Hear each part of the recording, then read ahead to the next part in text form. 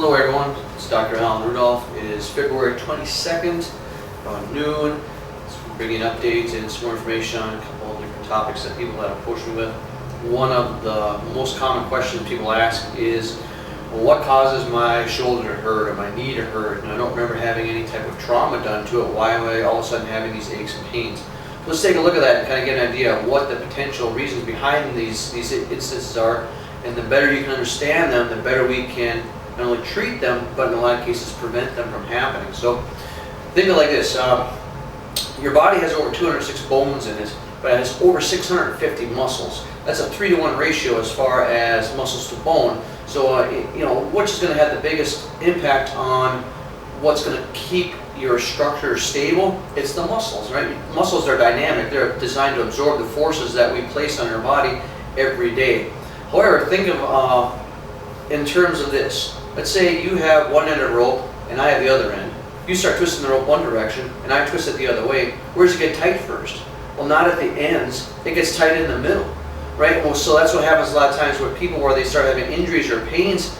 They're feeling the twisting point or the weak point in their body, and the ends where the problem is starting or initiating from isn't being addressed. So that's why I like using a lot of the manual muscle testing that I do in my evaluations, because it helps me to be able to find and locate the ends of the problem and fix those. Because if we fix the ends, the middle gets better faster and doesn't come back as often because we're actually fixing what's causing the problem as opposed to just fixing things when it hurts. It's the same way. So what ends up happening, what probably is the most common cause of this, is what we call repetitive muscle movements. So we tend to, on a daily basis, tend to move in the same directions and sit in the same positions over and over and over again for hours, days, years on end. What ends up happening is we develop what's called neural integration or neural efficiency. Essentially, a big fancy word for the more you make a muscle move or work in one position, it tends to become more efficient at doing that job.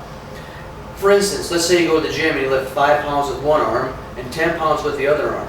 Well, after the first day, you're probably not going to know a difference, but do that for 6 weeks or 6 months or 6 years. Well, now all of a sudden you start noticing an actual functional difference from one arm to the other because you've been exercising and stimulating the one with 10 pounds versus 5.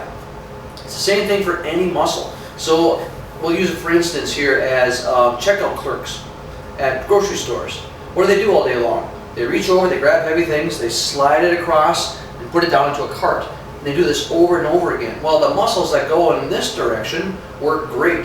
It's the muscles that go in the opposite direction that start to become weak. So when do they get hurt? It's not on the job. It's when they go home and they reach or grab in the opposite direction, and all those muscles that are supposed to stabilize your structure, they can't respond fast enough. And what ends up happening is that stress has to go somewhere, so it goes into the next available tissue, which is usually connective tissue, ligaments, tendons, other muscles that aren't designed to deal with that stress. And as you repeatedly do this over and over and over again, those tissues can't tolerate that stress, and that's when they start to tear, they break down, you become injured. Think of it in these terms. It's like you have your car and you have shocks and struts on your car.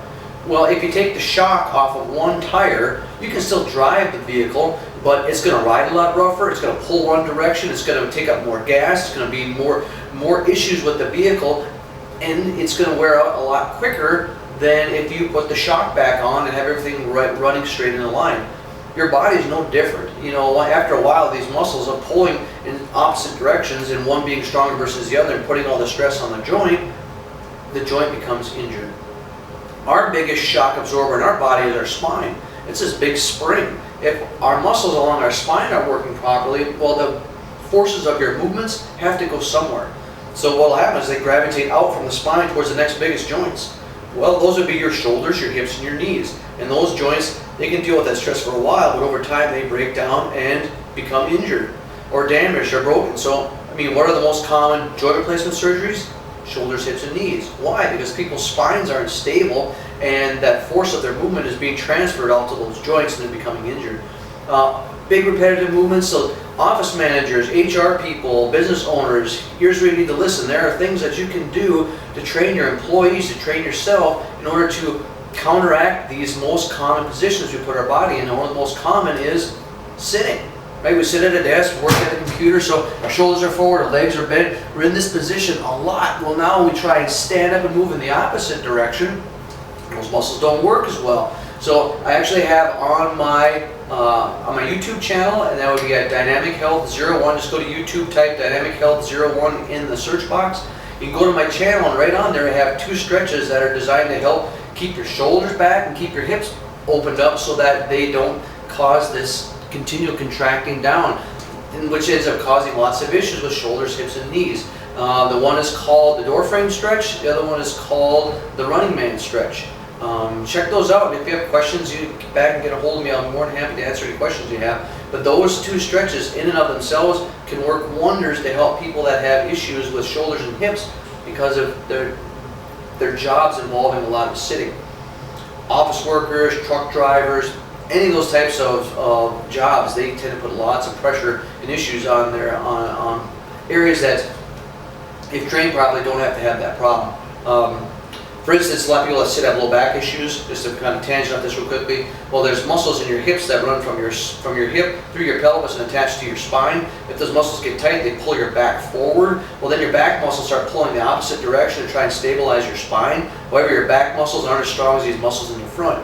So what ends up happening is muscles, when they run out of gas, they tighten up and go into spasm. So your back muscles will run out of fuel first. They tighten up and go into spasm, and all of a sudden you start feeling back pain, but your back isn't the problem, it's the muscles in the front. If you fix the muscles in the front, the back muscles can work a lot better. It's like in sports. It's like the ref usually catches the second guy that throws the punch, not the first guy.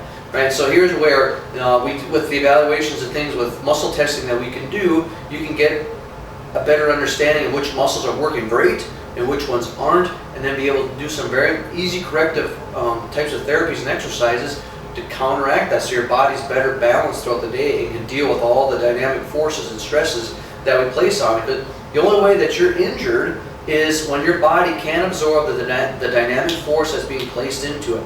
And even just sitting, a dynamic force that's being pushed on you right now is just gravity pulling you down. And so the more that we can keep our muscles working, all 650 of them, to be able to stabilize your system, the better off and healthier you're going to be. Thanks. That's all for today.